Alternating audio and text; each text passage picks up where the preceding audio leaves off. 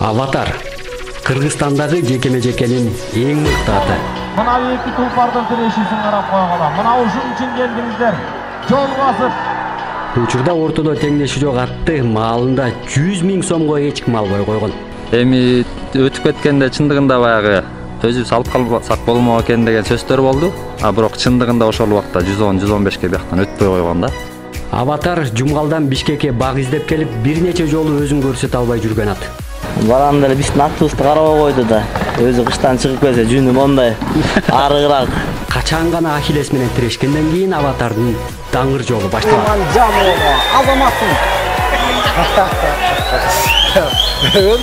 Саламатсыздарбы? Бүгүнкү чыгарылышта Аватардын азыркыга чейин басып өткөн жолу тууралуу сөз болот. Биз менен болуңуз.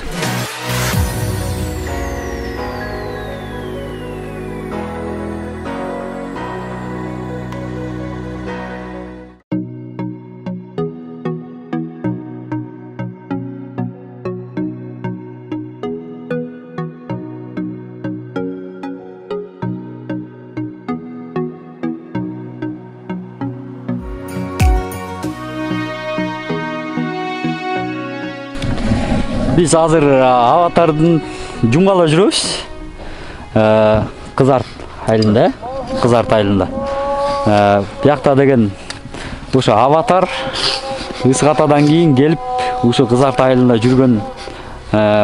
Ошондон баштап биринчи кимдер алып келген, кантип ортого көндүргөнү боюнча мына азыр сурап билели деп атабыз. Жаныбызда Азим Эсенбек уулу жана Кубан Жумабеков мынакей. Кубан мырза, сиз биринчилерден болуп Аватарды Ысык Атадан алып келип атасыз. Мондай да, кимден алдыңыз эле? Анан канча сомго алып келдиңиз эле Аватарды Жумгалга?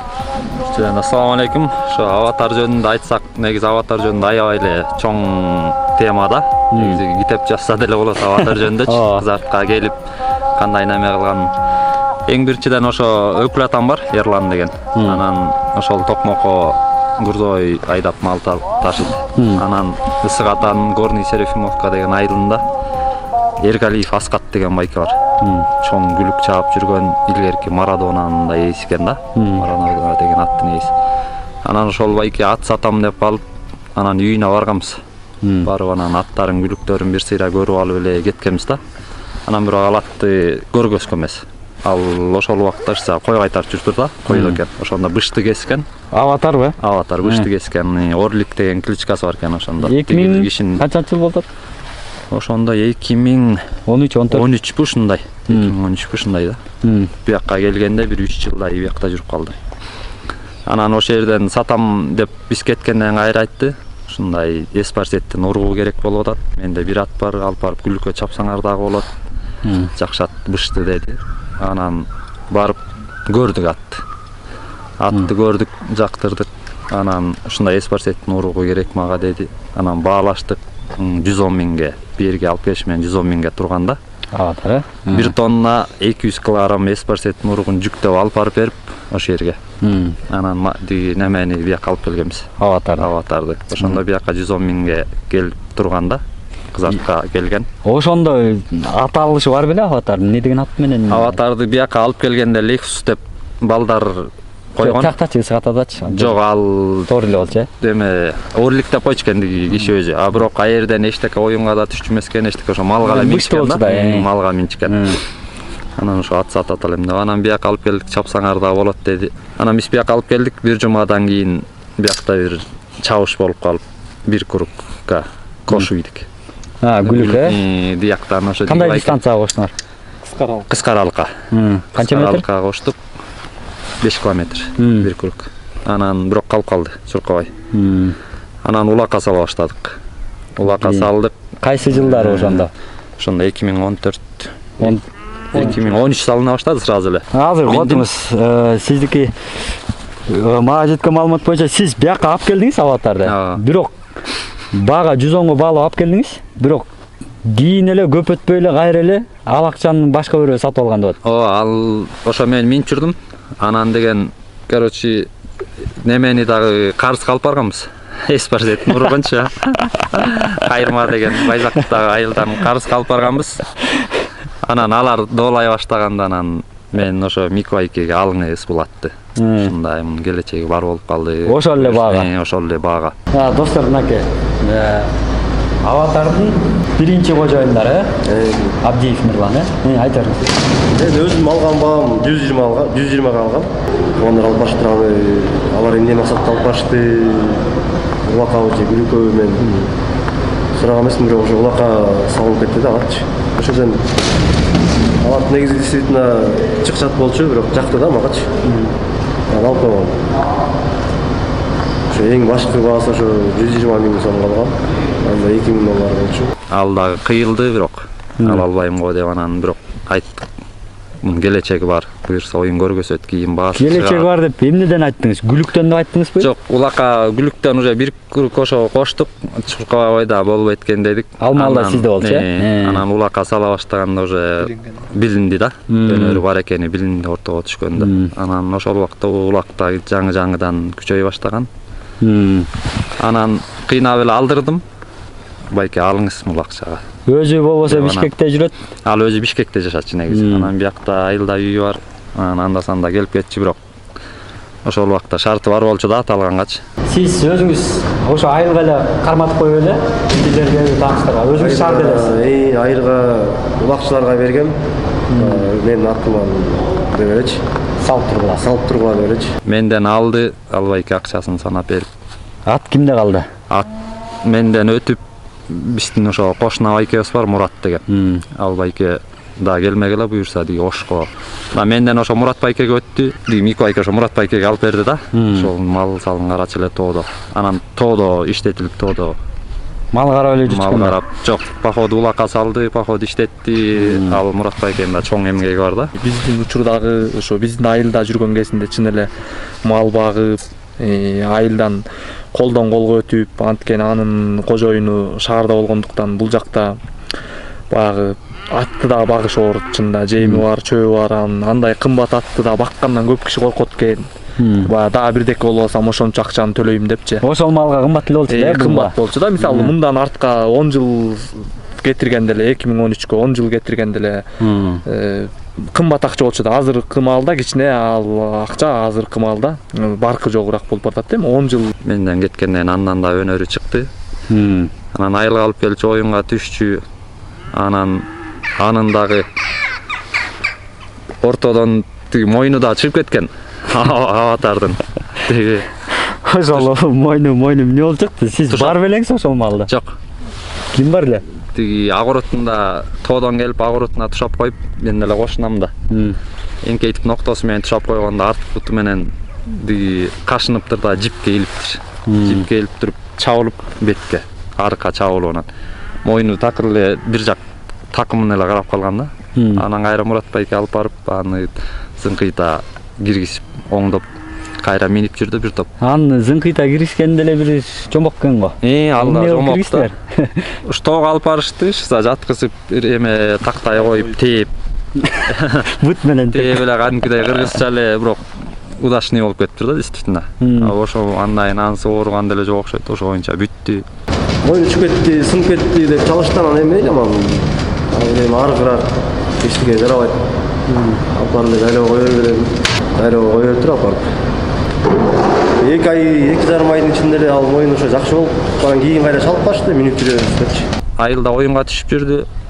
Анан колдон колго эле. Жок, ошо Мурат байке эле минип жүрдү. Андан бу Азим ошо алдын койчубуз болчу, Азимди багып мин, ортого түш, сатылак болуп калды да. Анда Азим сени алып мин бак деп биздин командадагы байкелердин бар ушу Азамат байке, Кубан байке, Мурат байкелердин баары эле мага жөн эле мондай эле берди аттычы. Анан үйдөгүлөр да макул болду, үйдөгүлөр келип багып, анан мен ал кезде студент болчумун, шаарда окучумун. Анан жума сайын чоң район деңгээлинде, айылдын ичинде улак өткөн сайын биздин командадагылар чакырат айылга, Азим кел улак болгон атат деп. Анан бирке жол киресин беришет, командадагылар чыгарып, анан үйгө келип, жардам берип ушинтип келип кетчүбүз айылга. Анан үйдөгүлөр Азим эми ат жакшы ат болуп калды, алып ал деди папамчы, раматылык папам анда. Анан алып алайын деп үйдө чынында биртке малды сатып, ошол 115 миңге ат минип, анан өзүм шаарда болсом, тем более студент болсом, анан ат деле кара албай калчыдай деп чынында алганга өзүмдүн немем барган эмес да. Өзүм жүрөгүмдөн чечим чыгарган эмесмин. Сатканда ошол малда баасы канча эле? Ошол макта 115ке өтпөй калды да почтичи. Айыл ичи эч ким албай койду. Ичинде. Айзим дагы азыр өкүнөт болуш керек. Бардык биздин командадагы байкелердин ошол оюнчулардын баарынын салымы чоң, анткени баарыбыз биргеликте эле бактык алаттычы.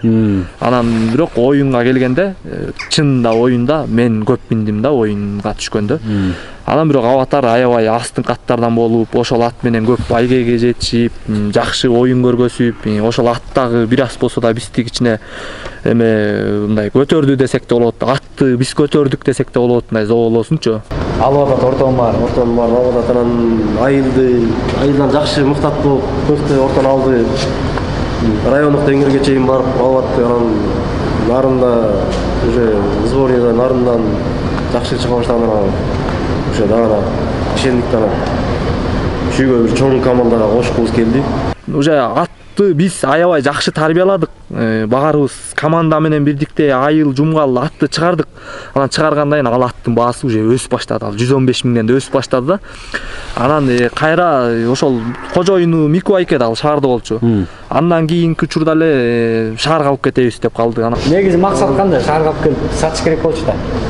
Максатыбыз эми баягы ат чыга турган аттын багын кармабаш керек болуп калды биздин максатчы.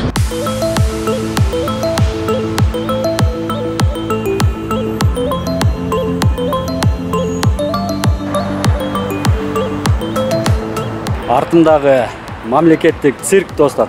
Бул жерге дагы Аватардын тиешеси бар. Себеби Жумгалдан Бишкекке келгенден кийин сарай таппай дал ушул циркте дагы Аватар багылып турган экен. Эмесе циркте ким баккан жана ал жакта да кызыктуу окуялар болгон экен. Ушул жерден анан кийин Аватар көк жалга барып атат. Бирок бул жерде да кызыктуу окуялар болгон азыр ошо циркте баккан балдар менен сүйлөшөлү. Эмесе жүргүлө цирктин ичине кирип ошол жакта дагы айтып берчү сөздөрүн угалы.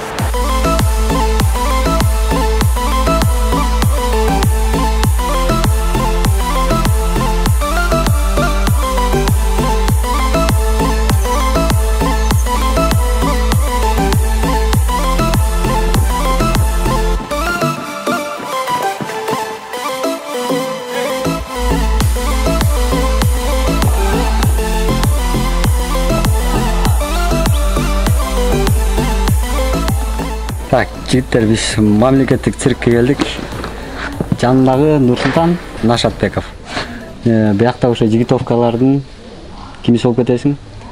Биз жигитовка ушу группабыз кыргыз циркинде ошо жигитовкада Мурас деген топто. Бияка келген чыгып турабыз.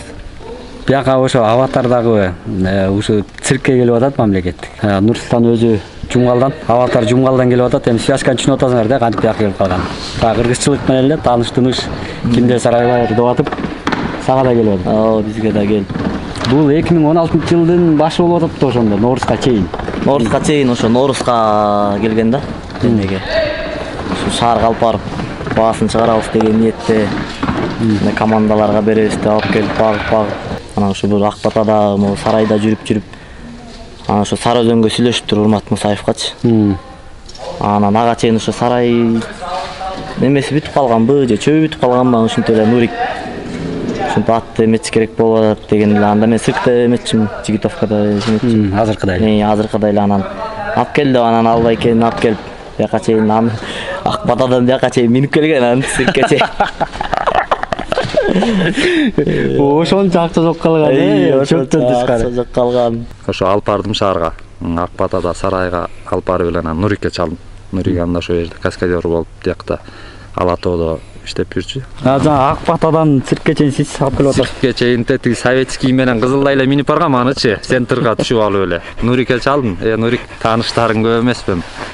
Кандай ушун аттын бир немелерин, өнөрлөрүн бияктан да түртүштүрүп көрбөйлү башкаттар менен дедим. Нурик айтты: "Байкем, цирктемин мен, ошол жака алып келиңиз. Ошол жерге бир жума кармап берейин" деди.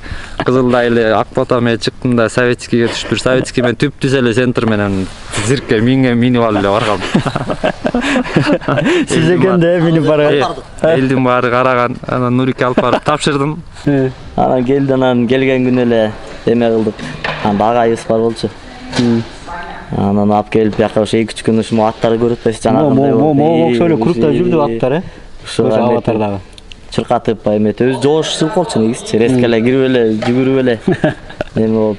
Анан ошо 2-3 күн жүрдү, анан 2-3 күн өткөндөн кийин эле анан Ноорузга эме болуп аткан, дайындык болуп аткан, анан Урмат Мусаевка байланышып кел деп турган, келип көрдүк, бардык. Каяка бардыңар? Сарыөзүнүн сарайына бардык. Бул ипподромго эле алмалы, э? Ипподромго бардык. Ипподромго барганда эле ат бастырып жүрүштүр. Биз эч кандай алардан ойнойсуңар анан бир оюнга баланча сом, түкүнчө сом деген жокпуз. Жөн эле оюнга эле кошкон. Барганда эле биздин атыбызды карабай койду да. Өзү кыштан чыгып келсе жүнү мондай арыгыраак. Анан ошо менен эле биз аттарыбызды дайындап алганбыз. Типу деди. Анан кетип атпайсызбы?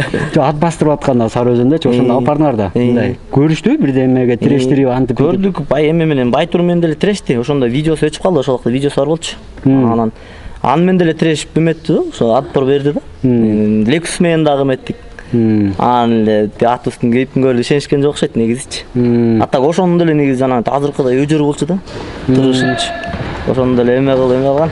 Жакшы түртүшүп эметкен да. Кудайдын буйругу экен, ошо менен Арыкбековго анан немеге кошулуп калды. Көкжал командасына кошулуп калды. Ошо Нурчик эмебиз таанышкан алар менен. Ошо эки номерлерин берип аларга коштук. Андан мурун тиги Манас Ниязовго дагы Однокласниктен жазып мен Байыш байкенин номерин алып Байыш Ниязовдунчу. Ага чалып тиги ошо берки байкелерибиз чалса биздин да аттарыбыз толук кереги жок деп. Ошол убакта Спартакты алыштып эле же бир чыгыса алардын да аты толук болуп калган. Бул атты эмне кылабыз болуп калды да. Кайра айылга кетиребизби, эме тигип болуп анан. Мен ошо каскадер ошо Сапкос Алатоолук байкем бар. Биздин шефибиз болуп калат каскадер Улан Жумакматов. Ошого чалып ошо Көкжалдын жетекчиси болуп чогуу ошол убакта Көкжалды эметиптирчи, жетектепчи. Анан чалдым аларгачы. Бар эле бизде ат деп. Анан эле ал чыгып кел деди. Так, Көкжал командасынын жетекчиси Эмил байке, Эмил Исабеков. Ассаламу алейкум. Кандайсыз? Жакшы. Жакшы, Кудайга шүгүр. Неме тууралуу айтып бериңизчи? Аватар силерге биринчи келген 2016-жылы Ноорузтун алдында. Бул Аватар деген Ноорузга как раз дайынданып атканда, Алатоодо Улан деген дос балабыздын сарайына дайындап атканбыз. Ошол жака дайынданып атканда эми Одноклассники деген эме бар, интернетте бар Одноклассникиден жазып ушу Улан деген досубузга ушундай бири-бириге ат бар дегенден как раз бизде бири-бириге ат жок болчу. Ошентип Ноорузда алып келип калып, ошондон ойноп калганбыз ке. Көкжалга алып бардыңар? Көкжалга алып бардык. Алып барганда эле ошо биздин шефибиздин сарайында болчу Көкжалдын ошо тренировка кылышканда алардан Ноорузга. Барганда эле көк ат бар экен, ошо мен тирештирдим. Тирештиргенде эле аны алып койду. Ошол убакта ошо Байтурдун иниси деп айтып аткан көк ат болчу чыгыс, анан дагы кандай экенин ким билет. Анан алганда эле болду деди. Ал давай энди командабызга кошобуз деди. Бирок сатып алган жок. Сатып алган жок эч ким. Анан бияка келгенде ошо Көкжалга деле сатылат деп ачык айткансыңар. Сиздерге Көкжалга келгенде сиздер кызыктыңыздар беле ошол маалда? Сатылабы бул ат деп, кандай бааны берди эле мындай? Жок, кызыккан эмесмин, көп делечи, анткени мындай жукараак болуп, ичине мындай серьезный деле көрүнгөн эмес атчы. Канча баа болот деле ошол маал? Ушу бир 10дон 10 болсо тим эле деп ошо ээси ушу эме кылган экен да. Атак 5ке деле бермек. Атак 5ке, атак 110го деле бермек. Башында ошондой. Эрден ошо Жумгал үчүн биринчи баардык атты алды. Анан мен ээсине дагы айткан эмесмин. Такыр айтпай туруп эле Кочкорго оюнга алып баргам. Областный оюн болгон. Нарын областный оюн болгон. Ошол кезде Нарын областында Кара жылганын жана азыр Кара сууда жүрбөйбү? Кочкордун Кара шайтан. Ошол эң күчтүү ат болчу. Ошол жерден ошол атты түртүп салган, ортодон таптагы эле түртүп салган. Алар сатылабы деп сураган жокпу Кочкордо? Сатылат деди. Сатылабы деди. Азыр жанагы Айыпуулуу Тилек деген жүрбөйбү? Гөлдүн командасында. Гөлдөгү. Ошол теңдикке келип ойночу ошол убакта. Сатасыз байке деди, сатам дедим. 300 миңге дедим. Ошол жерденчи. Чындыгында ошондо 110-115 өтпөй ятканда. Анан канчага бересиз деди, 300гө беребиз дедим. Анан ал ошо биякта жетекчилерине чалды окшойт, болбой калды деди. Анан ээсине да айткан жокмун дагы, Кочкордон ары эле Бишкекке жүктөп бардым. Эч кимге айткан жокмун. Ошентип жүрүп эле Көкжалга калды. Эртесинде ошо тиги байкелерди алып барып тааныштырып койдум Көкжалдагы ошо эмеле байкелер мененчи. Сарайында калды. Сарайында калды. Ал эмеде чыкты, Ноорузга чыкты. Ошондо Жумгал деп чыккан эң биринчи аты ошондочу, списокточу. Келгенде эле байкап көрдүңөр да. Келгенде эле көрдүк, сразу көргөндө эле шыгы бар экен. көрдүк көргөндө эле анан жактырып эле болду. Арыгыраак келем, конечно, ичине. Анан все болдук, биз ойноо команда кошулду дедик да. Арыктыгына карабай. Дебели жок болуп аткан анткени. Дегенде эле анан кийин тигилер видеосун көрсөттүк, как раз шаардан жүктөп келет деп. Байтур менен тургузган бир видеосу бар экен. Байтурду алып турду ошерденчи, алып жакшы туруп аткандан көрүп алып анан Норста салдык. Норста жакшы баягы өзүн көрсөтө албай до конца. Утулуп калды.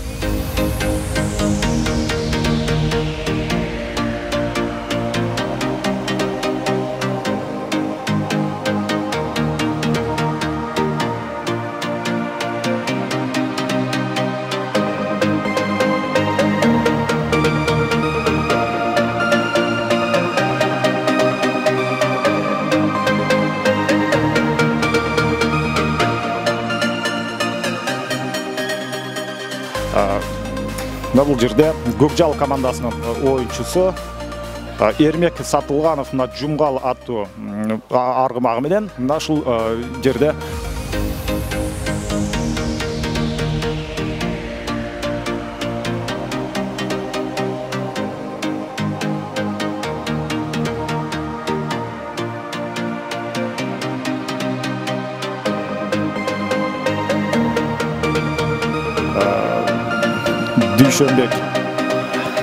Дүйшөнбеков Адлет ушул эки убакыт берилди.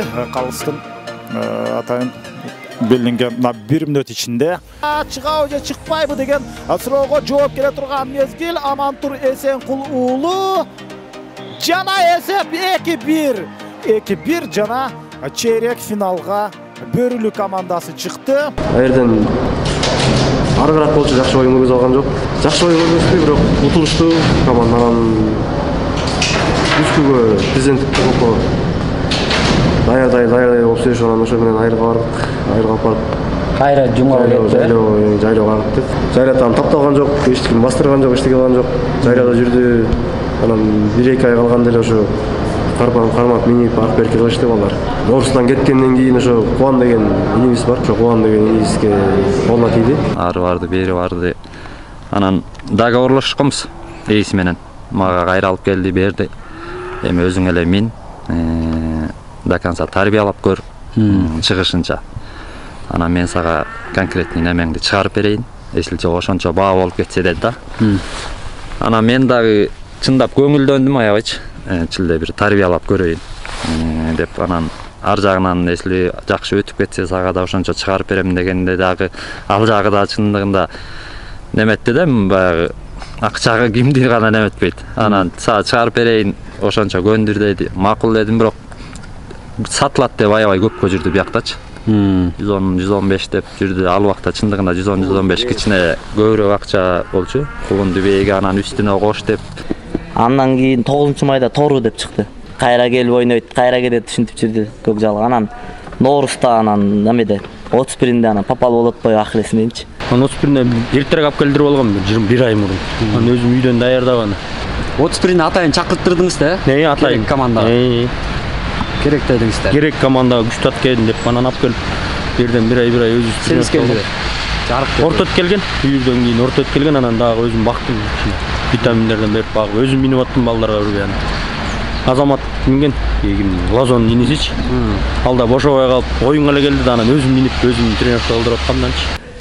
Ошондо тиги талас менен бир группага келип калды. Бир группага келип калды. Андан мурунку эмелерде группага келинбей эле Көкжал учуп кетчү да.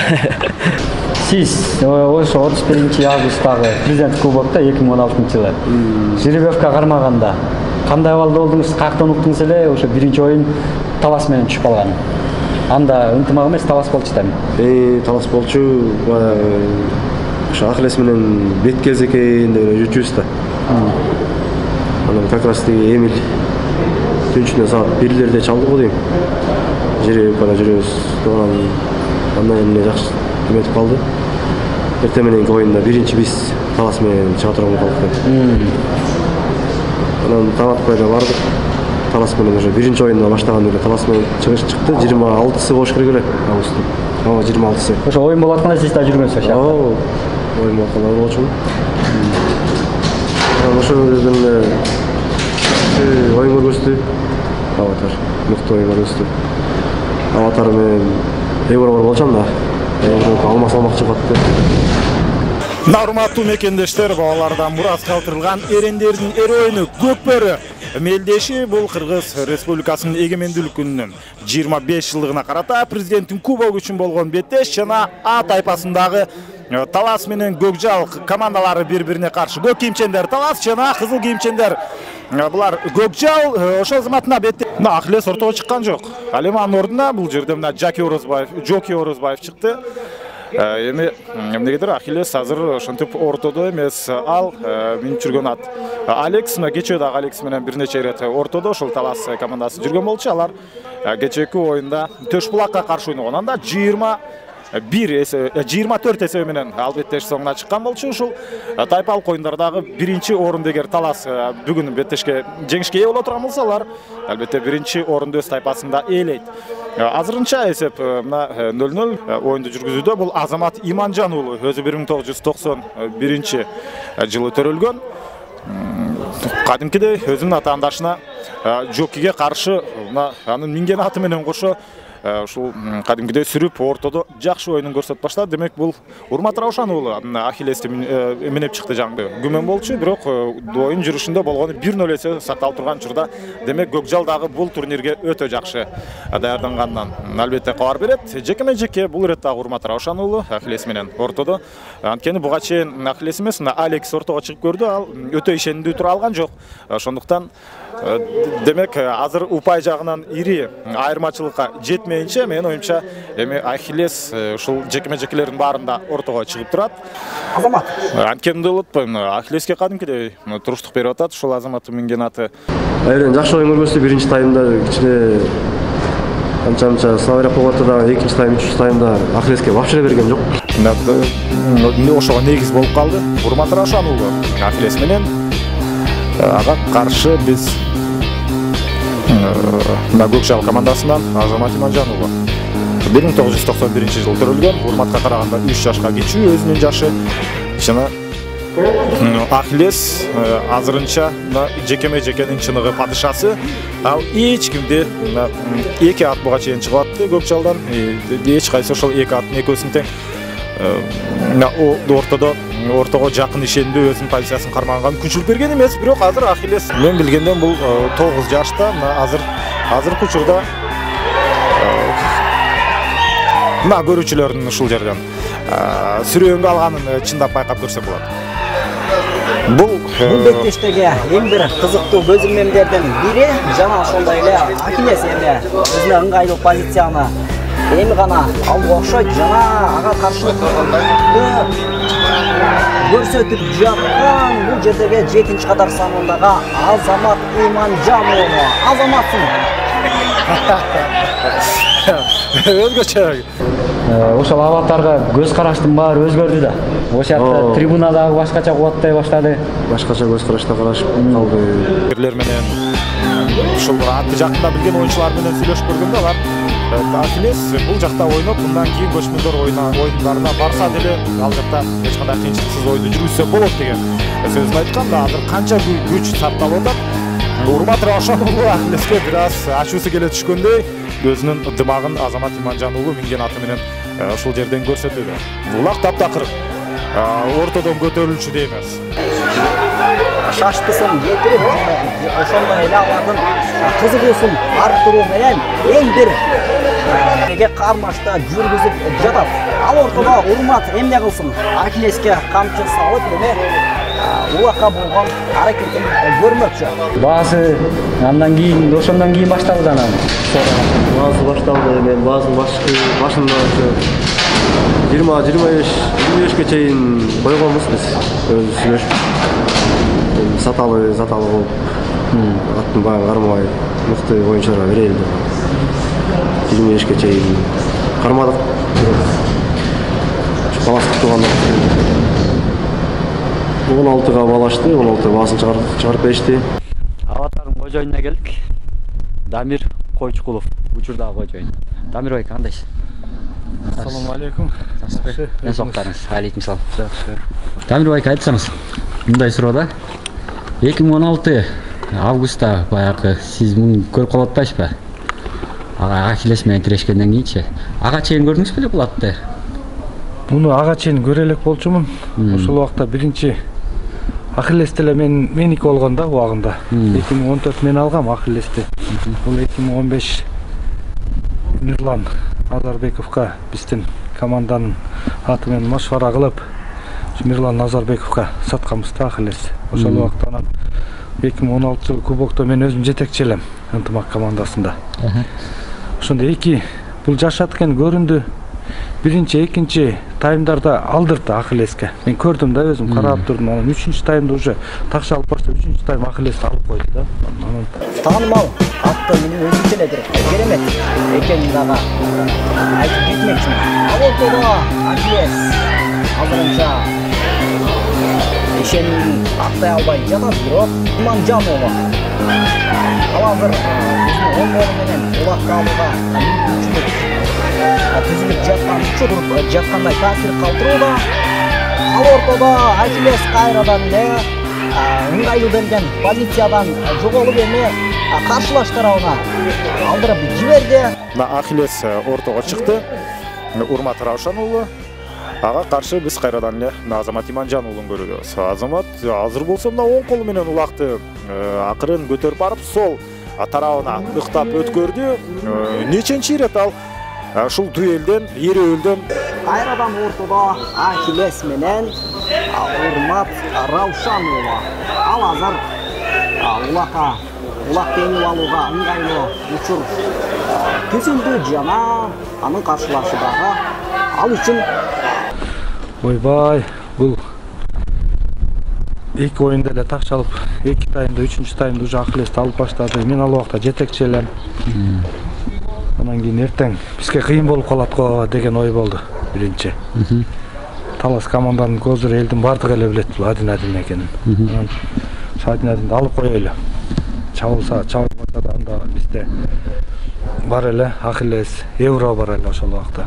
Адинге место жок эле да, чынын айтканда. Анан ошондо алгам. Биринчи Алланын ыраазычылыгы үчүн, экинчи бул эл желиме кызмат кылсын деп алгам да мен бул атты. Бул эртеси күнү ошо тирешкен эртеси күнү болду да ошондо. Эртеси күнү 27-синде кимдерге оюнга даярданып аткан убактарда келишти да. Ошо жана Дамирбек болду, кеттик. Кетип калдык. Балдар менен эртеси күнү бир оюн болду. Эртеси күнү оюнда машина менен балдар баардыгыбыз 12 бала менен ээрчишип келатып, мен өзүм салып жүргөн балдарды салып келатсам, Достуктун командасында, Достуктун сарайынан алып чыгып атат булатты. Көргөн го, ошондо. Көрүп атыптыр, алар уже соода жүрүп атыптыр. Ошол жерде Ахиллести түртүп салганда Достук дагы аябай жабышкан. Достук менен таң аткыча соодалаш болгон ошол жерде 13 миң беребиз, алабыз деп. Анан жок 20 деп ошол жерде соодалашып анан биз да жактырып калганбыз булатты. Анан кийин барып Достуктун сарайынан чыгарып алдык. Аны көргөндөр билет, ошол убакта белек эме Достуктун балдары биздин өзүбүздүн 12 бала тең деле билет да. Муну Достуктун командасынан бери чыгарып алып, анан кийин соодалаштык да. Эртеси 16-га алышып каласыз. Ошол жерден сразу эле сарайына жетелеп киргизип кетишкен. 20 антимедип соодалашып тартышып атып 16-га түштү. 16-га түштү. Тактадыңар иши. Разы болдуңуз. 16 менен бүттү болдук. Сразу задаток беришти. Бизде аукцион кылды беришира. 15-тен нары аукцион башталды уже. Бул мынча берип атат деп тияка барып кайта ага чалып, кайта бизге келип бир аукцион болду. Аватардын ээси. Аватардын ээси. Анан ошентип 16-га токтодук. Задаток бердиңиздер. Задаток берип туруп резко атты сарайга алып кеттик. Саат мынчада акчасын аласыңар деп. Эми жаныбызда анча акча жүрбөйт да. Анан кечки түштөн кийинки жолу. Анан баягы кечинде барганда ошо атты текшеришти, бизер археологдор менен, сайыпкерлер менен текшеришти. Кечинде барганда дагы ишенишкен жок. Анан дагы ички ат болчу экен да. Дагы алып чыктык. Эми бул атты ала алабы деп ишене алышкан жок. Анан Ахиллести алып чыкка дедим, анда кайра алып чыккыла дагы сылайлы десек. Бул ошо Таластын сарайында болду да уже? Таластын сарайында. Задаток таштап алып кетишкен да, сарайга кирип кетишкен да.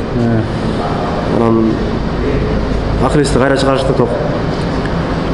Анан менин атымды Жоки Орозбаев менди. Ахиллести болсо берке өзүм жүргөн Урмат Рапшан менди. Анан экөө жерден тирешти кайра. Анан ал жерден дагы алып койду мени таптазачы. Ооба, ошондой болгон. Элдин баары деле мага айтты, ушул атты ушунча акчага алдыңбы деп. Көптөр айтышканда аны мен биринчи ниеттен болот окшойт өзүнчө. Ар бир адам ат алганда өзүнүн ниетин түз коюп, эл жериме кызмат кылса экен. Биринчи Алла үчүн, экинчи эл жериме кызмат кылса экен деген ниет менен алган болсо ат жакшы чыгабы деп ойлойм да. Мен ушу ынтымак командасына канча ат алдым? 10дон ашык ат алдым, чынын айтсам. Бардыгы жакшы чуркап берди да. Эми алды өлдү.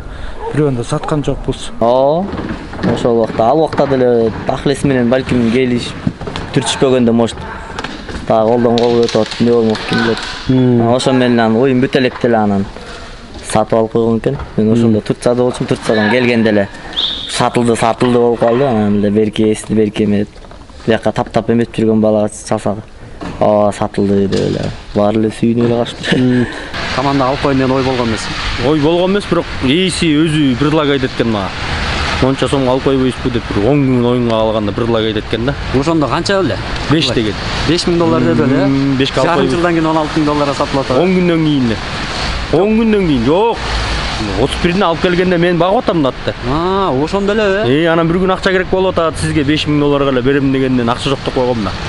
Анан кийин 10 күндөн кийин оюн башталып калат атпайбы? Анан ушинтип баасы чыгып кетти да. Ошондон кийин эле сразу эле эсип 20 миң дептир да, сразу. 20 деди сразу. 16 миңге сатылды дегенде. Долларга. Чын эле баягы алып калсак болмок экен деп ичиңден ошентип калат экенсиң, эми бирок баягы бизге буйрган жок, бирок биздин атыбызды жана бизден чыгып кеткен ат Кыргызстан ичинде жакшы биринчи номер болуп ойноп атканда биздин айылдан кеткен ат деп сыймыктанабыз, биздин командадагылар дагы, айылдагылар дагы. Таң калдыңыздар аны. Биз таң калдык. Да таң калбаганда, "Йо, деп досторума деле айтып аттым. 5 деп аткан 10 күн мурун алып койбой деп." Уже кеч болуп калды. Уже болду да, анткени өзү келип, өзү содалашты, жанында жүрдү да, эсичи. Өзү содалашты, өзү мал буйрук аныкы, буйрук туруптур. Эми азыркы деңгээлин көргөндө чындыгында сатканыбызга деле жанагынча оюн көргөзүп атат, өкүнбөйбүз деле да. Анан эми өтүп кеткенде чындыгында баягы өзүбүз алып калсак болмок экен деген сөздөр болду. Бирок чындыгында ошол убакта 110-115ке бияктан өтпөй койгон да. 2016 алып барып эле таласта эле балдарга эле бердиңиздер. 2016 алдым күзүндө. Ошо менен эле Талас районуна бердим. Бышыргыла. 2016 Жоки чапты, 1 жыл айыл өкмөткө. Айыл өкмөтүнөн чемпион болду. 2-нчи жыл алдым, адан алып Эрлан чапты. Осмокулов айыл өкмөтүнө Эрлан чапты, алда 1 жыл чапты, чемпион болду алдагы. Бышырды да. 2 жыл айыл өкмөткө Таласта чабылды. Ошол убакта Бакубатка келип ойноп турду.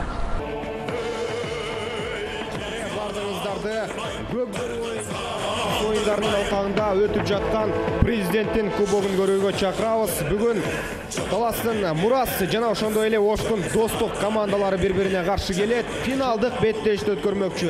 Буга чейин Нурманбет уулу Чубак болгон, азыр Тойчубек Коргонбаев жигит таргымагы менен аракетин көрүп, биринчи болуп атаандашлар бирбестен эңип алгандыгын көрүбүз. Ага тоскоолдукту жаратуу үчүн азыр достук оюнчусу болот. Абалда улак ташталып калышы толук ыктымал. Эң негизгиси азыр ким биринчи улакты жерден эңип алар болду экен.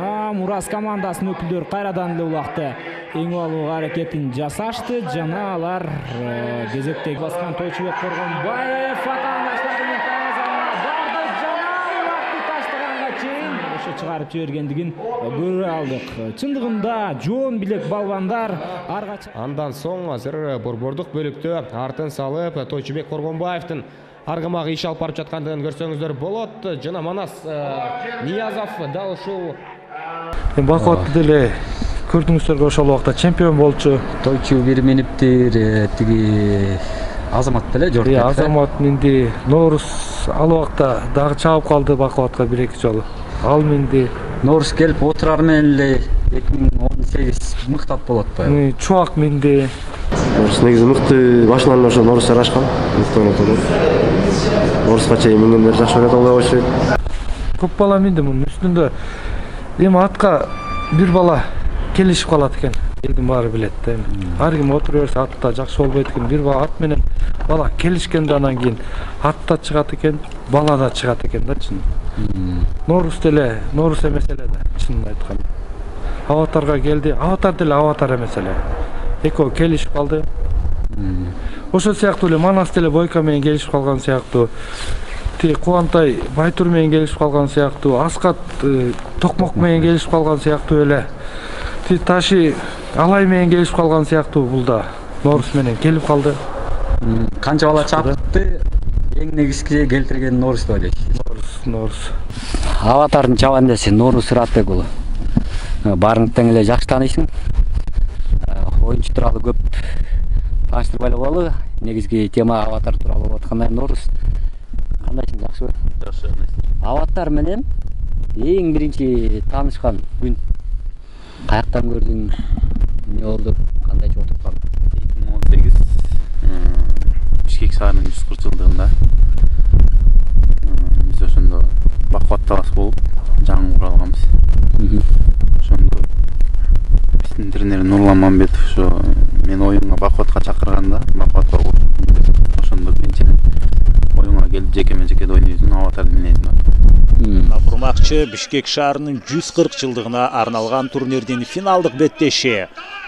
Бакубат Талас командасы жана Сарыөзөн Рассвет бири-бирине каршы келип отурат. Канчалаган командаларды тайпалык оюндарда жана чейрек жарым финалдык беттештерди утуп келип, мына ошол эки команда чемпион болуу мүмкүнчүлүгүнө ээ болду жана алардын бирөөсү бүгүн албетте жеңишке жетишет.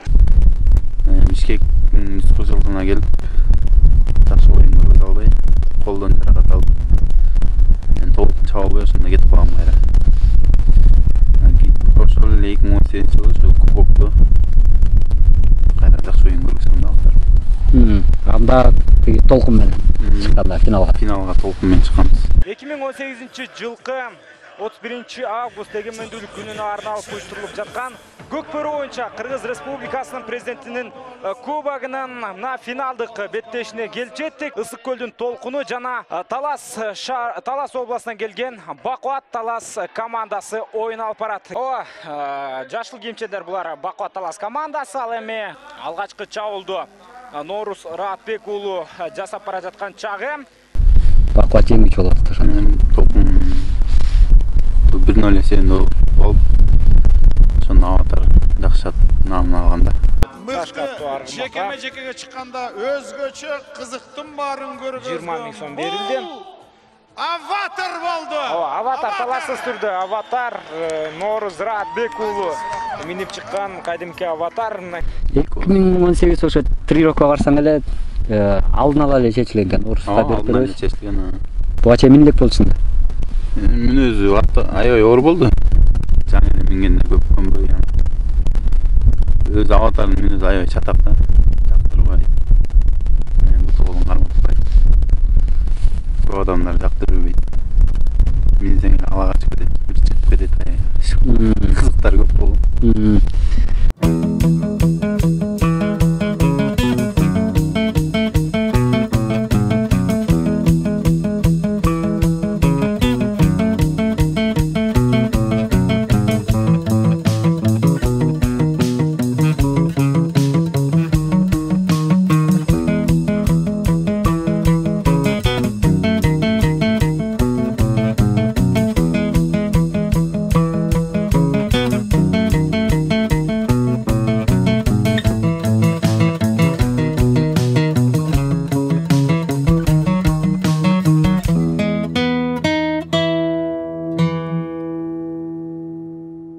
Кийинки жыл 2019 болуп атат.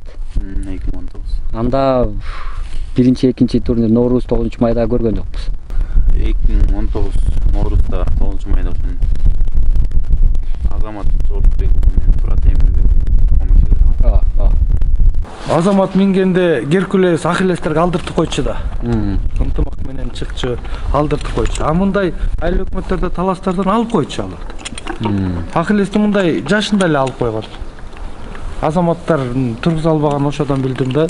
Кайра сен 31 келип калып атасың. 2019-31-де кайра кубок стендерде 2 гол ойногонбуз. Көлдө. Кайра Аватар мыктап болот.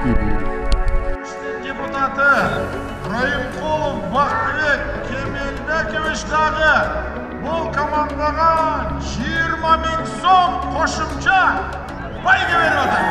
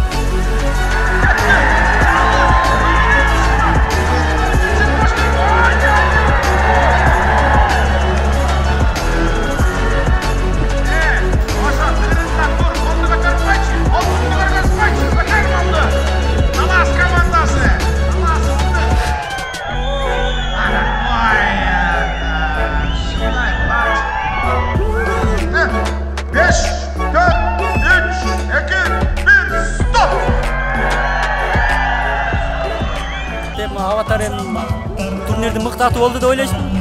Аватарға беріш керек деп ойлаймын. Достойно ойнады. Аватар танылды. Оқуат Талас командасы.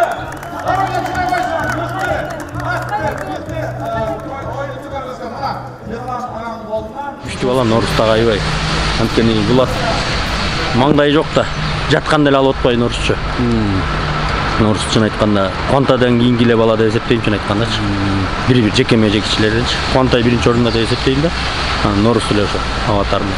2020 бұл мысалы сборныйға кирет деп қалбады ынтымақачы. Геркулес өкөчү кирет болуп тренировкаларда да Геркулес өкөнү тирешип атканы бар. Ахиллес чыгып калышы мүмкүн, бул кирет болуп калды да, аватар болду. Кирет деп. Ар кандай сөздөр айтылып атпады. Аватар эми баягы биринчи лигадан быш элек, жети элек деп. Сизде дагы ошол маалда кандайдыр бир толкундоо болуп аттыбы? Эми ат нерсе болгондо болот экен чын эле. Тренировкага барсаң алат анан ойындан кантет. Эми кирсе экен деген ой болду чын айтсам. Ойындан кантет. Бирок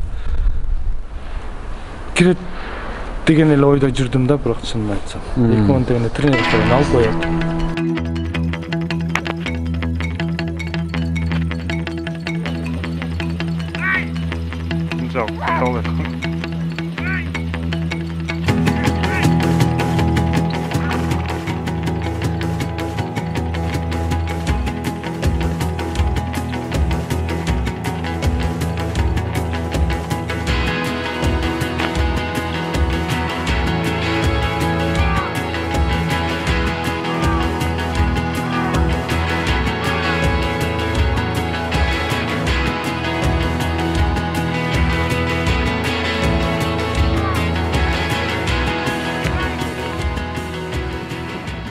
Андан кийин Геркулес өлүп калгандан кийин турнир болуп калды. Бул бир тараптуу эле кирет болуп калды андан кийинчи.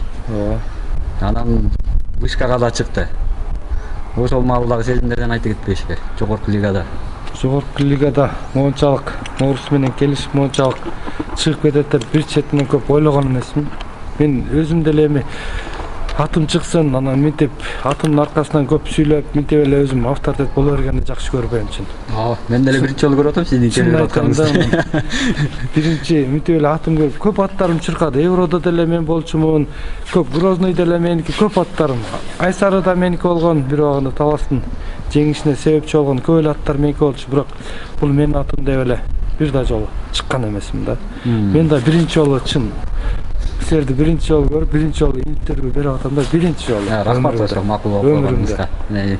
Себеби сиз азыр жакта интервью бербесеңиз программада толук болбой калмак да. Норус келди ат высший лига. Ынтымакка биринчи кирип атасың. Албетте толкундоолор болгон. Оюн көргөзө аламбы, ала аламбы деген коркунучтар болгон. Буюрса жакшы оюн көргөздүк. Высший лигада ойнодук. Жакшы эле результат жакшы жагынан чыкты. Шахмат баягы бул дагы шахматта биринчи эле чыгышты да ошол маалдачы. Жогорку лигага. Аватарды го макул көрүп жүргөн. Бирок шахмат нөлдөн эле чыгып келе калды. Анда ошол маалда макул эми ноябрдагы аватар таза эле алып койду, бирок бир-эки жерден шахматта катып тирешти. Анан Ноорусга өтүп атканда шахмат эми тапталып келет болуп калды да. Дамы сезип. Ошол маалда кандай болдуңуз? Эмнени күттүңүз? Мен чындап ойлосом, чынын айтканда алат деп ойлодум да. Аватар алат, бирок оңой алат деп ойлогон жокмун. Тигини да дайынданып келди. Биринчисинде сор калды. Анын веси да чоң эмеспи?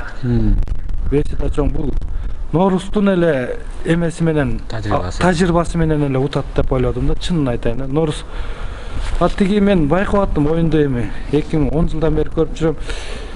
Ер Султан атты тургузуп атат да, жалаң атка иштеп атат. Улакка иштейин деп ойлогон жок, мен оюндан көрдүм да. Атты чыгарайын дедиби, ал ою башка болду да.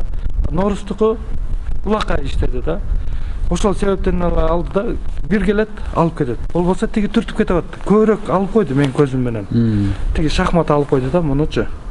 Веси чоң. Норустун тажрыйбасы менен Норус бир сүзгөндө эле, бир түрткөндө эле алып жетишип калып атат да. Ер Султан Норустай болуп иштегенде анда Аватарды өчүрмөк окшойт. Элдин баары ушу шахмат менен Аватардын оюнун күткөн. Ошо бул жерде шахмат алат Аватар деген көп неме болду экен. Норуста бирок жакшы тирешти окшойт экөө. Норуста жакшы тирешкен о. 50 50 болгон да.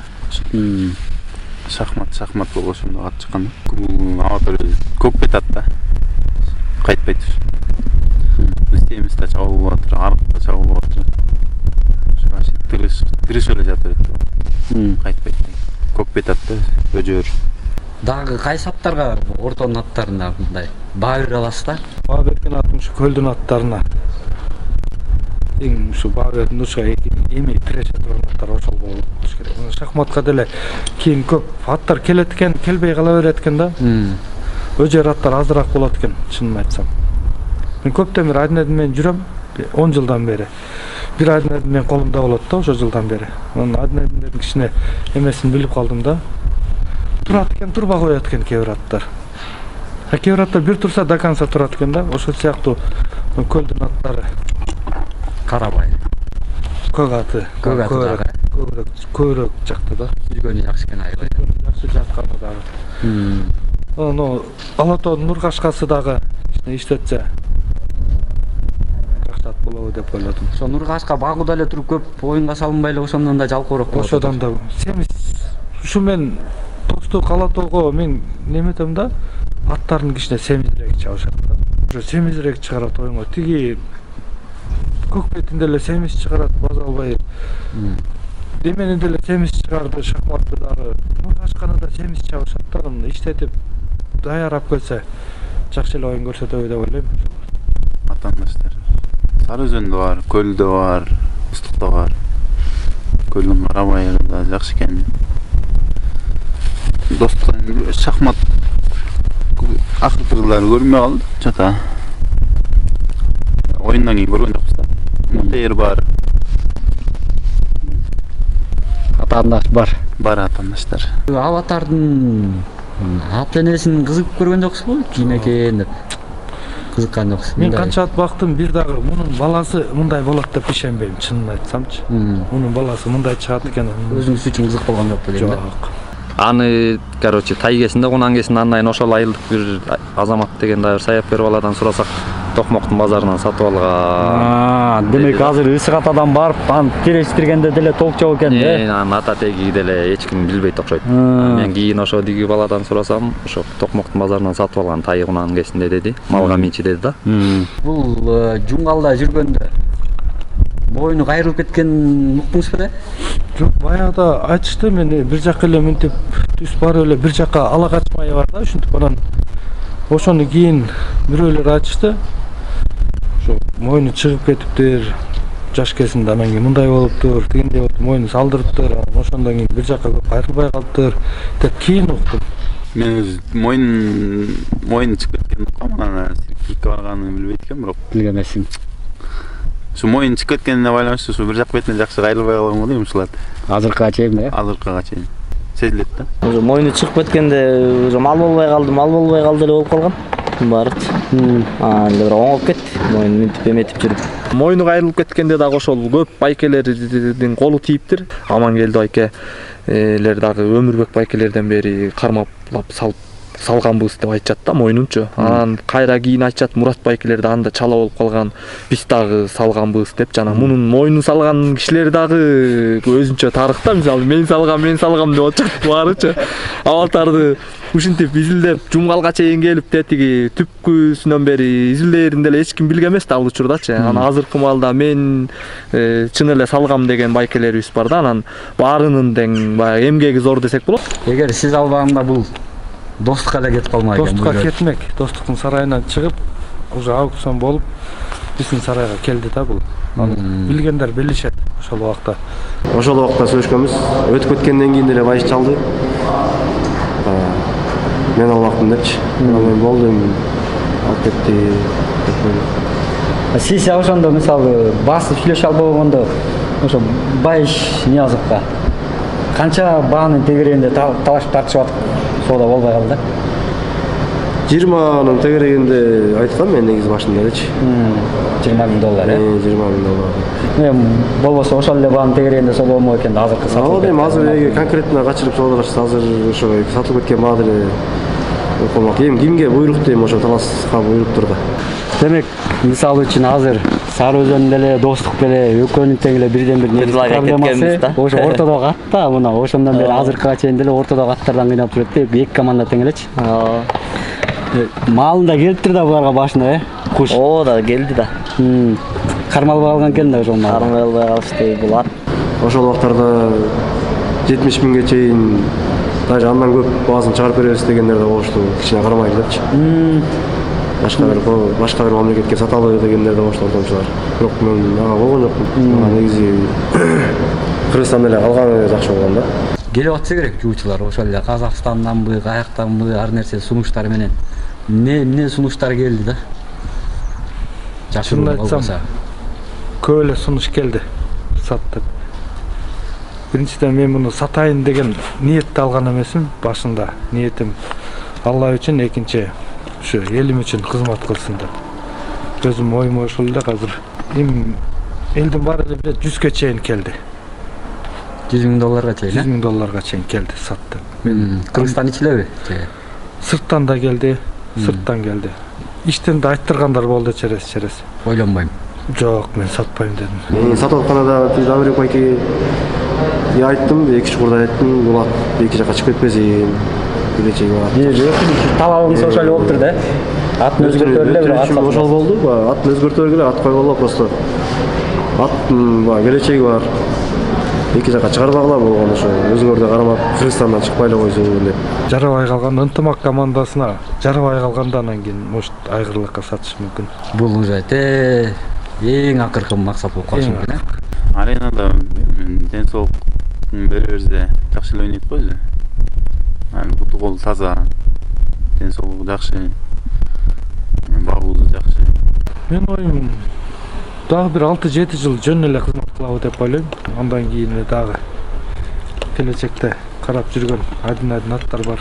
Буюрса ошолорду алып ташып иштетебиз. Бүткөнбүз ар тараптан келдиңиздер. Жазманы байрамга туштаган мамлекетке телеграфтан билдиребиз.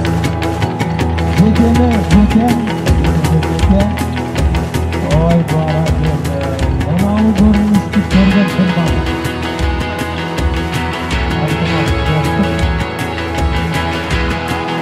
Антамак командасы. Билбейм мен, бирок балким биз кандай бакмакпыз. Аватар деле сатылып кеткен деле туура болду. Сатылып кеткен деле туура болду го. Бизден может бирдек болуп согулуп же бирдек болуп жакшы багылбай жанагындай колдон колго өтүп. Балким жок болуп кетмек.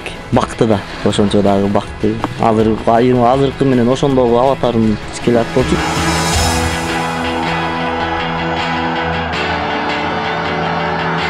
Ай бара келди. Атыңдарга жер тааны, аталарына ел тааны деген кептерди улайлы. Манабындай сүрүлүп барып ортодон чыкты. Туура эле сатылган. Талас жакшы команда. Таластын жигиттери күчтүү. Ынтымактын бирден бир күйөрман экенсиз да. Азыр мен ынтымактын күйөрманымын. Аватар чыккан сайын кубанабыз.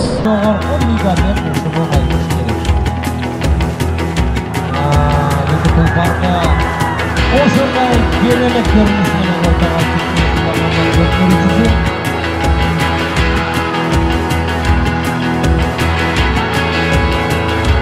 Norris менен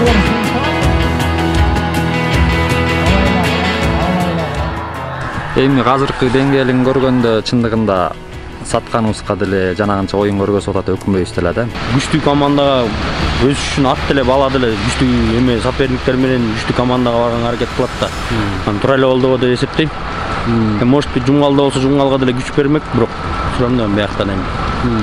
Азыр жана крастар менен мен аттар менен тирешип алдыңкы ат болуп билинди да чын айткандачы. Ay керемет, мына футболчулардын кездесүүсү кайра gözün boyasını algan görünüşleri olup oturağız. 3. номер Norris bayramının arasında bir birlik yazarlasını yaşay albaydı.